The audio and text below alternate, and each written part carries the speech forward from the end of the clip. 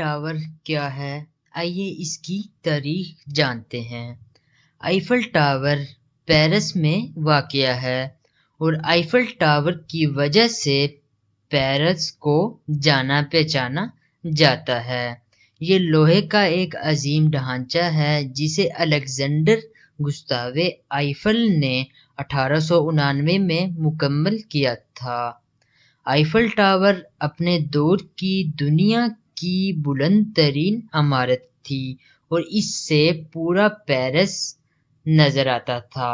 Paris میں داخل ہونے والا ہر شخص اس وقت تک اپنی سیر کو مکمل نہیں سمجھتا تھا جب تک وہ ایفل ٹاور کی سیر نہ کر لے، بلکہ باہر سے لوگ ایفل ٹاور کی سیر کرنے کے لیے ہی پیرس جاتے ہیں۔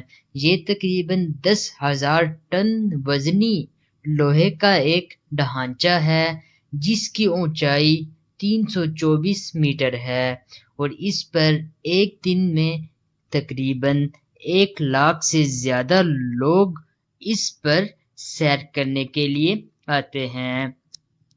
امید ہے کہ آج کی یہ ویڈیو آپ کو پسند آئی ہوگی۔ اس ویڈیو کو ضرور لائک اور شیئر کریں اور مقبول حسین ٹی وی کو ضرور سبسکرائب کر دیں۔